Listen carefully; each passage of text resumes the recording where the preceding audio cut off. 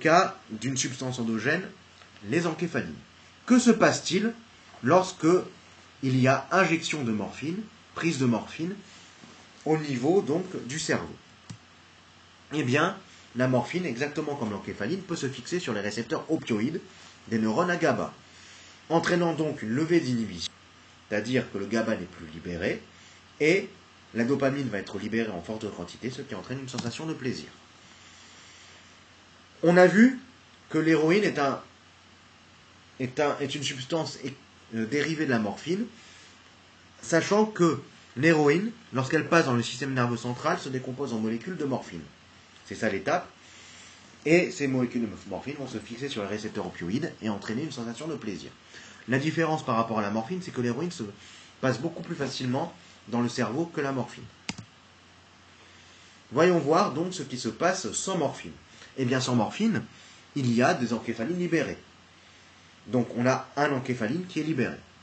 Cette encéphaline va se fixer sur un récepteur de l'interneurone à GABA, sur un récepteur opioïde, ce qui va provoquer une action inhibitrice, légère, puisqu'il n'y a que l'encéphaline qui est présente. Comme il y a quand même inhibition, il ne va pas y avoir beaucoup de GABA libéré, mais il y en aura quand même un peu. Donc le récepteur à GABA va recevoir un neurotransmetteur GABA, et ainsi le neurone à dopamine ne va pas libérer excessivement de dopamine, mais un petit peu.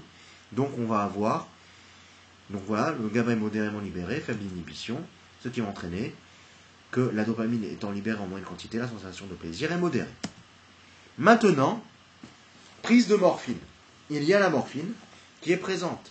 Par exemple, on a pris l'héroïne qui s'est transformée en morphine dans le cerveau et qui va donc agir sur l'interneurone à GABA en se fixant au récepteur opioïde. Donc comme tout à l'heure, il y a les encéphalines, mais on rajoute cette fois la morphine.